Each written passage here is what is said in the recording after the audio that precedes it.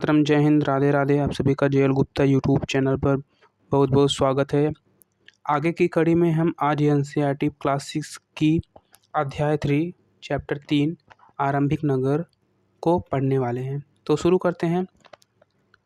पुराने भवन का संरक्षण। जसपाल और हरप्रीत अपने घर के पास की गली में क्रिकेट खेल रहे थे। उन्होंने देखा कि कुछ लोग उस खंडहर घर की तारीफ कर रहे थे जिसे गली के बच्चे भूतहा घर कहा करते थे। एक ने कहा, इसकी वास्तुकला को देखो, क्या आपने कहीं लकड़ी पर इतनी सुंदर नक्काशी देखी है? दूसरी महिला ने कहा, हमें मंत्री जी को पत्र लिख कर कहना चाहिए कि वह इस खूबसूरत घर को सुरक्षित रखने के लिए इसकी मरम्मत कराने की व्यवस्था करे। यह सब सुनकर जयपाल और हरप्रीत सोचने लगे कि इस पुराने खंडहर से लोगों का इतना लगाव क्यों हो सकता है। आगे की कहानी है हड़प्पा की कहानी। अक्सर पुरानी इमारत अपनी कहानी बताती है। लगभग 150 साल पहले जब पंजाब में पहली बार रेलवे लाइन बिछाई जा रही थी, तो इस काम में जुटे इंजीनियरों को अचानक हड़प्पा पुरस्कार मिला, जो आधुनिक पाकिस्तान में है। उन्होंने सोचा कि यह एक ऐसा खंडहर है जहां से अच्छी ईंटें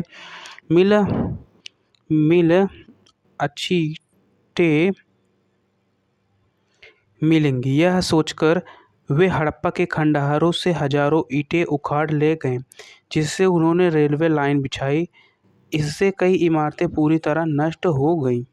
उसके बाद लगभग 80 साल पहले पुरातत्वविदों ने इस स्थल को ढूंढा और तब पता चला कि खंडहर उपमहाद्वीप का सबसे पुराने शहरों में से एक है।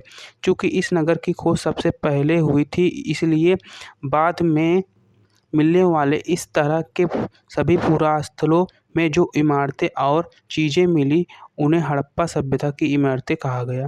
इन शहरों का निर्माण लगभग 4700 साल पहले हुआ था। आगे देखते हैं, इन नगरों की विशेषताएं क्या थी। इन नगरों में से कई को 2 या उससे ज़्यादा हिस्सों में विभाजित किया गया था। प्रायः पश्चिमी भाग छोटा था लेकिन ऊंचाई पर बना था, और पूर्वी हिस्सा बड़ा था लेकिन यह निचले इलाके में था। ऊंचाई वाले भाग को पुरातत्वविदों ने नगर दुर्ग कहा और निचले हिस्से को निचला नगर कहा। दोनों हिस्सों की 4 दीवारियां पक्की ईंटों की बनाई जाती थी। इसकी ईंटें इतनी अच्छी पकी थी कि हजारों सालों बाद आज तक की उनकी दीवारें खड़ी रही। दीवार बनाने के लिए ईंटों की चिनाई इस तरह करते थे जिससे कि दीवारें खूब मजबूत रहें। कुछ नगरों के नगर दुर्ग में कुछ खास इमारतें बनाई गई थी। मिसाल के तौर पर मोहनजोदड़ो में खास तालाब बनाया गया था, जिसे पुरातत्वविदों ने महान स्नानागार कहा।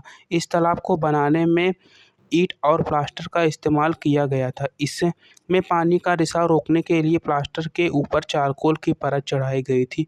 इस सरोवर में 2 तरफ से उतरने के लिए सीढ़ियां बनाई गई थी और चारों ओर कमरे बनाए गए थे। इसमें भरने के लिए पानी कुएं से निकाला जाता था। उपयोग के बाद इसे खाली कर दिया जाता था। शायद यहाँ विशिष्ट नागरिक विशेष अवसरों पर स्नान किया करते थे। कालीबंगा और लोथल जैसे अन्य नगरों में अग्निकुंड मिले हैं जहां संभवतः यज्ञ किए जाते होंगे। हड़प्पा, मोहनजोदड़ो और लोथल जैसे कुछ नगरों में बड़े बड़े भंडार गृह मिले। इस चित्र में देखते हैं जो यहाँ पर दिया गया है। यहाँ पर देखते हैं, ये नगर आधुनिक पाकिस्तान के पंजाब और सिंध प्रांतों, भारत के गुजरात, राजस्थान, हरियाणा, पंजाब प्रांतों में मिले हैं। इन सभी स्थलों से पुरातत्वविदों को अनोखी वस्तुएं मिली हैं, जैसे मिट्टी के लाल बर्तन जिन पर काले रंग के चित्र बने थे, पत्थर के बाट, मोहरे, मनके, तांबे के उपकरण और पत्थर के लंबे ब्लेड आदि। मतलब ये जो मोहनजोदड़ो सभ्यता है, मोहनजोदड़ो देखो यहाँ पर मानचित्र में, मोहनजोदड़ो सिंधु नदी के किनारे बसा। सूतकांगेडोर, चंदाड़ो, धौलावीरा, सुरकोटदा गुजरात में है, लोथल भी गुजरात में है। ऐसे ऐसे सब। राखीगढ़ी हरियाणा में है, कलीबंगा हरियाणा में है। आगे देखते हैं, यह वही मोहनजोदड़ो का स्नानागार है जिसमें दोनों तरफ से उतरने के लिए सीढ़ियाँ होती थी। देखो एक तरफ से इधर से सीढ़ी है, एक तरफ से इधर से सीढ़ी है उतरने के लिए। यह महान विशाल स्नानागार मोहनजोदड़ो का है। आगे देखते हैं भवन, नाले और सड़कें। इन नगरों के घर आमतौर पर एक या दो मंजिला होते थे। घर के आंगन के चारों ओर कमरे बनाए जाते थे। अधिकांश घरों में एक अलग स्नानागार होता था और कुछ घरों में कुएं भी होते थे। कई नगरों में ढके हुए नाले थे। इन्हें सावधानी से सीधी लाइन में बनाया जाता था। हर नाली में हल्की ढलान होती थी ताकि पानी आसानी से बह सके। अक्सर घरों की नालियों को सड़कों की नालियों से जोड़ दिया जाता था, जो बाद में बड़े नालों में मिल जाती थी। नालों के ढके होने के कारण इनमें जगह जगह पर मेनहोल बनाए गए थे, जिनके जरिए इनकी देखभाल और सफाई की जा सके। घर, नाले और सड़कों का निर्माण योजनाबद्ध तरीके से एक साथ किया जाता था। आगे देखते हैं यहाँ पर वर्णित घरों और पिछले अध्याय में वर्णित घरों में तुम्हें क्या अंतर दिखाई देता है? कोई दो अंतर बताइए, प्लीज़ कमेंट कीजिए अगर समझ में आया तो। आगे देखते हैं नगरीय जीवन। हड़प्पा का नगरीय जीवन कैसे था? हड़प्पा के नगरों में बड़ी हलचल रहा करती होगी। यहाँ पर ऐसे लोग रहते होंगे जो नगर की खास इमारतें बनाने की योजना में जुटे रहते थे। ये संभवतः यहाँ के शासक थे। यह भी संभव है कि ये शासक लोगों को भेजकर दूर दूर से धातु, बहुमूल्य पत्थर और अन्य उपयोगी चीज़ें मंगवाते थे। शायद शासक लोग खूबसूरत मनकों तथा सोने चांदी से बने आभूषणों जैसे कीमती चीज़ों अपने पास रखते होंगे। इन नगरों में लिपिक भी होते थे जो मोहरों पर तो लिखते ही थे और शायद अन्य चीज़ों पर भी लिखते होंगे जो बच नहीं पाए।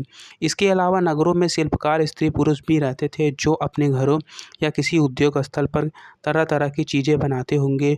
लोग लंबी यात्राएं भी करते थे और वहाँ से उपयोगी वस्तुएं लाते थे और साथ ही लाते थे सुदूर देशों की किस्से कहानियाँ। मिट्टी से बने कई खिलौने भी मिले हैं जिन्हें बच्चे खेलते होंगे। नगर में रहने वाले लोगों की एक सूची बनाइए, जैसे कि कुम्हार हो गया, लिपिक हो गया, ऐसे ऐसे सब लोग थे। देखो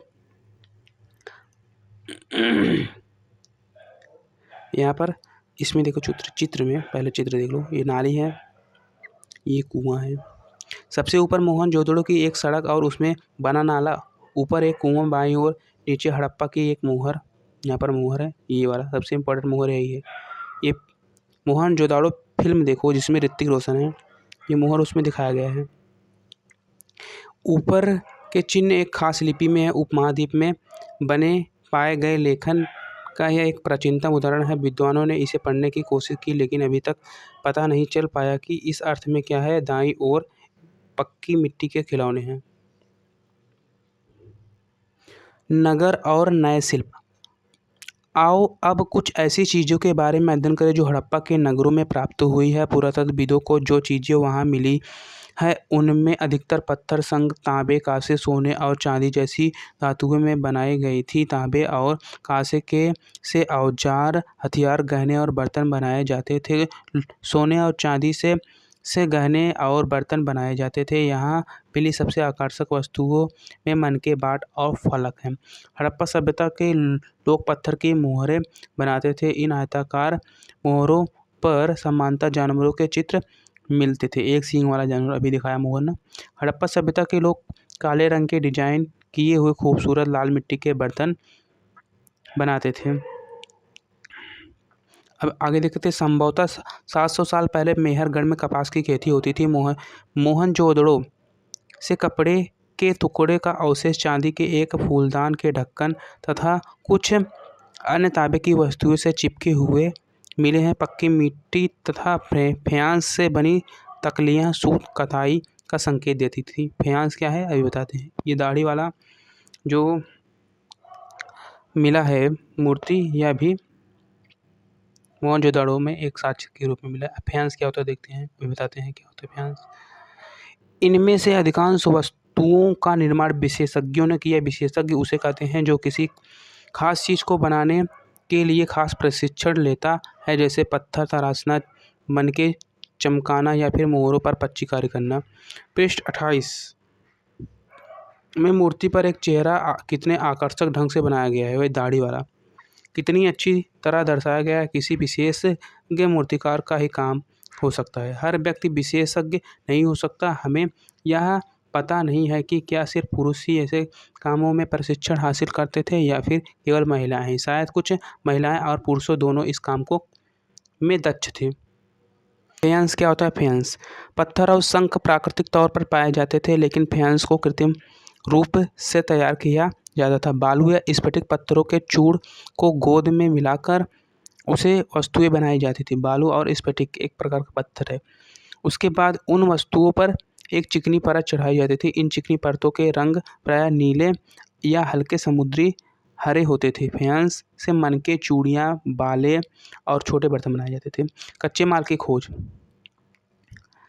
कच्चे माल की खोज में कच्चा माल उन पदार्थों को कहते हैं जो या तो प्राकृतिक रूप से मिलते हैं या फिर किसान या पशुपालक उनका उत्पादन करते हैं, जैसे लकड़ी या धातुओं के अयस्क प्राकृतिक रूप से उपलब्ध कच्चे माल हैं। इनमें फिर कई तरह की चीज़ें बनाई जाती है। मिसाल के तौर पर किसानों द्वारा पैदा किए गए कपास को कच्चा माल कहते हैं, जिसके बाद में कताई बुनाई करके कपड़ा तैयार किया जाता है। हड़प्पा के लोगों को कई चीज़ें वहीं मिलती, लेकिन तांबा, लोहा, सोना, चांदी और बहुमूल्य पत्थरों जैसे पदार्थों का वे दूर दूर से आयात करते थे। इम्पोर्टेंट पॉइंट है, इसको देख लेना। हड़प्पा के लोग तांबे का आयात संभवतः आज के राजस्थान से करते थे, राजस्थान के खेतड़ी के खान से। यहाँ तक कि पश्चिमी एशियाई देश ओमान से भी तांबे का आयात किया जाता था। कांसा बनाने के लिए तांबे के साथ मिलाई जाने वाली धातु टीन का आयात आधुनिक ईरान और अफगानिस्तान से किया जाता था। लोहे का, सोने का आयात आधुनिक कर्नाटक और बहुमूल्य पत्थर का आयात गुजरात, ईरान और अफगानिस्तान से किया जाता था। नगरों में रहने वालों के लिए भोजन। लोग नगरों के अलावा गांव में भी रहते थे। वे अनाज उगाते थे और जानवर पालते थे। किसान और चरवाहे ही शहरों में रहने वाले शासकों, लेखकों और दस्तकारों को खाने के सामान देते थे। पौधों के अवशेषों से पता चलता है कि हड़प्पा के लोग गेहूँ, जौ, दालें, मटर, धान, तिल और सरसों उगाते थे। जमीन की जुताई के लिए हल का प्रयोग एक नई बात थी। यहाँ पर हल है ना, मिट्टी का है। हड़प्पा काल के हल तो नहीं बच पाए क्योंकि वे प्रायः लकड़ी के बनाए जाते थे, लेकिन हल के आकार के खिलौने मिले। इस क्षेत्र में बारिश कम होती थी, इसलिए सिंचाई के लिए लोगों ने कुछ तरीके अपनाए होंगे। संभवतः पानी का संचय किया जाता होगा और ज़रूरत पड़ने पर उससे फसलों की सिंचाई की जाती होगी। संभवतः हड़प्पा के लोग घास, गाय, भैंस, भेड़, बकरियां पालते थे। बस्तियों के आसपास तालाब और चारागाह होते थे, लेकिन सूखे महीनों में मवेशियों के झुंडों को चारा पानी की तलाश में दूर दूर तक ले जाया जाता था। वे बेर जैसे फलों को इकट्ठा करते थे, मछलियां पकड़ते थे और हिरण जैसे जानवरों का शिकार भी करते थे। गुजरात में हड़प्पाकालीन नगरों का सूक्ष्म निरीक्षण। कच्छ के इलाके में खदीर बेत के किनारे धौला बीरा नगर बसा था। वहाँ साफ पानी मिलता था और ज़मीन उपजाऊ थी। जहाँ हड़प्पा सभ्यता के कई नगर 2 भागों में विभक्त थे, वहीं धौला बीरा नगर को 3 भागों में बांटा गया था। इसके हर हिस्से के चारों ओर पत्थर की ऊंची ऊंची दीवार बनाई गई थी। इसके अंदर जाने के लिए बड़े बड़े प्रवेश द्वार थे। इस नगर में एक खुला मैदान भी था जहाँ सार्वजनिक कार्यक्रम आयोजित किए जाते थे। यहाँ मिले कुछ अवशेषों में हड़प्पा लिपि के बड़े बड़े अक्षरों को पत्थरों में खुदा पाया गया। इस अभिलेखों को संभवतः लकड़ी से जड़ा गया था। यह एक अनोखा अवशेष है क्योंकि आमतौर पर हड़प्पा के लेख मुहर जैसी छोटी वस्तुएं पर पाए जाते थे। गुजरात की खंबात की खाड़ी में मिलने वाली साबरमती की एक उन उपनदी के किनारे बसा लोथल ऐसे स्थान पर बसा था जहाँ कीमती पत्थर जैसे कच्चा माल आसानी से मिल जाता था, जहाँ पत्थरों, शंखों और धातुओं से बनाई गई चीज़ों का एक महत्वपूर्ण केंद्र था। इस नगर में भंडार गृह भी था। इस भंडार गृह से कई मुहरे और मुद्रांकन या मुहरबंदी गीली मिट्टी पर दबाने से बनी उसकी छाप मिले हैं। यह है डकयार्ड बंदरगाह लोथल में यहाँ पर एक इमारत मिली है जहाँ संभवतः मनके बनाने का काम होता था। मनके बनाने का कारखाना कहाँ पर मिला? लोथल में। पत्थर के टुकड़े, अधबने मनके बनाने वाले उपकरण और तैयार मनके भी यहाँ मिले। मुद्रा या फिर मुहर और मुद्रांकन या मुहरबंदी क्या होता है? मुहरों का प्रयोग सामान से भरे उन डिब्बों या थैलों को चिह्नित करने के लिए किया जाता होगा जिन्हें एक जगह से दूसरी जगह भेजा जाता था। थैले को बंद करने के बाद उनके मुहानों पर गीली मिट्टी पोत कर उन पर मुहर लगाई जाती थी। मुहर की छाप मुहरबंदी कहते थे। इसे आजकल थप्पा मारते हैं ना चुनाव में, लाख का प्रयोग करते हैं, वैसे ही अगर यह छाप टूटी हुई नहीं होती थी तो यह साबित हो जाता था कि सामान के साथ छेड़छाड़ नहीं हुई है। सभ्यता के अंत का रहस्य, लास्ट पॉइंट है। लगभग 3900 साल पहले एक बड़ा बदलाव देखने को मिलता है। अचानक लोगों ने इन नगरों को छोड़ दिया। लेखन, मुहर और बाटों का प्रयोग बंद हो गया। दूर दूर से कच्चे माल का आयात काफ़ी कम हो गया। मोहनजोदड़ो में सड़कों पर कचरे के ढेर बनने लगे। जल निकास प्रणाली नष्ट हो गई और सड़कों पर ही झुग्गीनुमा घर बनाए जाने लगे। यह सब क्यों हुआ कुछ पता नहीं। कुछ विद्वानों का कहना है कि नदियाँ सूख गई थी, अन्य का कहना है कि जंगलों का विनाश हो गया था। इसका कारण ये हो सकता है कि ईंटें पकाने के ईंधन की ज़रूरत पड़ती थी। इसके अलावा मवेशियों के बड़े बड़े झुंडों से चारागाह और घास वाले मैदान समाप्त हो गए होंगे। कुछ इलाकों में बाढ़ आ गई, लेकिन इन कारणों से यह स्पष्ट नहीं हो पाता है कि सभी नगरों का अंत कैसे हो गया, क्योंकि बाढ़ और नदियों के सूखने का असर कुछ ही इलाकों में हुआ होगा। ऐसा लगता है कि शासकों का नियंत्रण समाप्त हो गया। जो भी हुआ हो, परिवर्तन का असर बिल्कुल साफ दिखाई देता है। आधुनिक पाकिस्तान के सिंध और पंजाब की बस्तियाँ उजड़ गई थी। कई लोग पूर्व और दक्षिण के इलाकों में नई और छोटी बस्तियों में जाकर बस गए। इसके लगभग 1400 साल बाद नए नगरों का विकास हुआ। इनके बारे में तुम अध्याय 5 और 8 में पढ़ोगे। धन्यवाद। अगर आपको ये वीडियो अच्छा लगा हो तो प्लीज़ कृपया करके लाइक कर दीजिए, शेयर कर दीजिए एंड कमेंट कर दीजिए। और जिसको भी एनसीईआरटी की बुक को पढ़ना हो उसके पास शेयर कर दीजिए। धन्यवाद।